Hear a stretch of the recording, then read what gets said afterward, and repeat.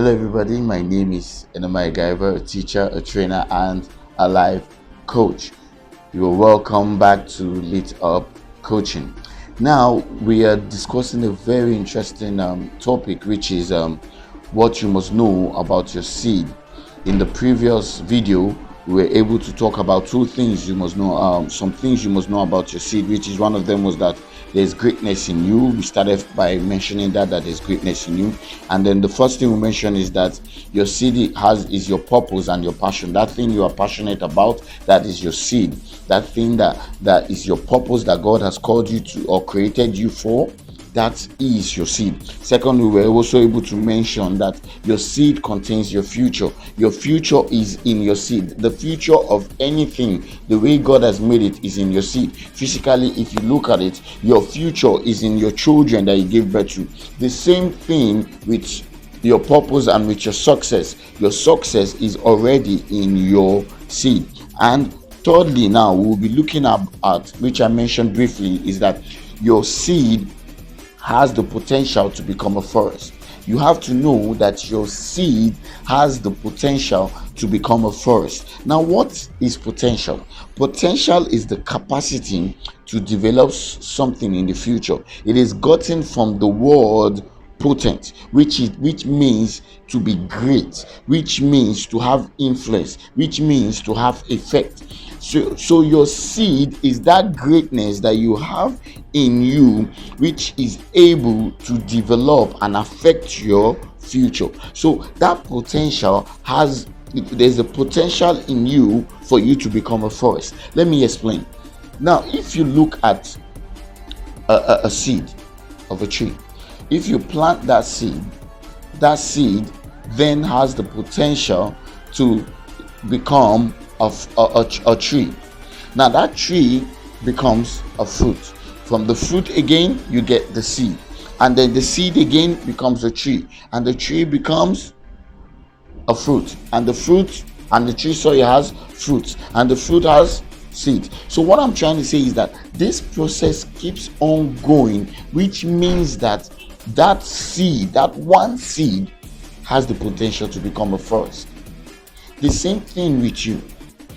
You alone, that seed that you have in you, that greatness that is in you, has the potential to become a forest, has the potential to affect so many lives. Look at the life of Moses, for example, in the Bible. Moses had the potential to become a forest. How? Because of Moses, the children of Israel could be set free from captivity. God used Moses to set the children, millions of people, more than 3 million, the Bible record, to become free. So with you, don't think of your success about you alone. Your success has effect on so many other lives. If you fail to fulfill your purpose, if you fail to carry out the assignment that God has given to you, so many lives are affected by it.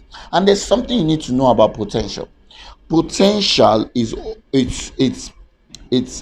how will I say, it can be repeated. If you are able to conquer something today, your children will probably conquer it. And if you fail in that thing today, your children also will fail. There's a possibility your children will fail in it also. Look at the sin of lie that Abraham committed when he said that Sarah was his sister. The same thing Isaac repeated with Rebecca. So there is potential in you, but it depends on how you use it. If you use it the right way, it will give the right result. If you use it the wrong way, it will give the wrong result. Everyone has potential. Moses had potential to part the Red Sea. He did not know at that time that he had the potential to part the Red Sea, but he had it in him. There was a seed already in him for him to be able to part the Red Sea. The same thing with Elijah. Elijah had the potential to part the Jordan River for him and Elisha to pass through. And that's why the moment he passed on that mantle, he passed on that seed to Elisha. Elisha was able to perform the same thing. He was able to perform to part the Jordan River. The same thing with you. There is seed of greatness in you, and you have the potential to achieve anything you decide you want to achieve. David, before he met Goliath, was not a giant killer, but he had that potential, he had that seed in him. The moment he was able to become a giant slayer, he killed Goliath, he passed on that seed to his other men. And the Bible records that other of his men that were with him, they became giant slayers like him. They were killing giants at will.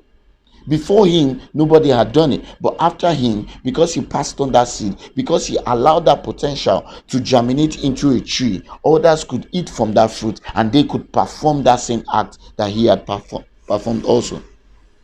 Peter had the potential to become a fisher of men rather than just a fisherman.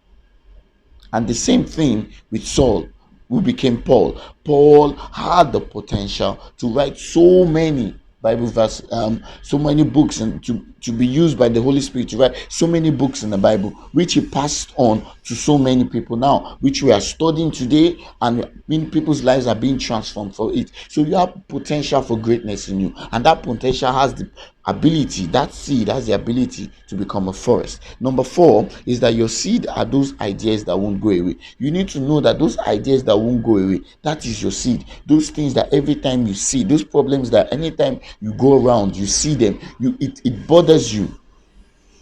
Take action on them. Take action on them.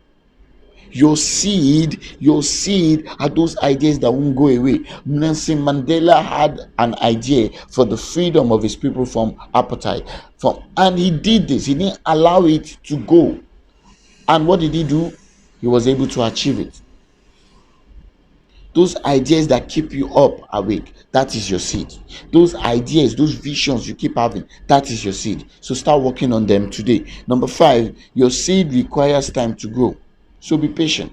A lot of us don't give ourselves time to grow. We are in a hurry. We want to do it now. We don't want to achieve everything now. We want to start that business today and we want that business to be successful tomorrow. We want to start a career today and we want to get to the top today. It doesn't work that way. You have to give it time.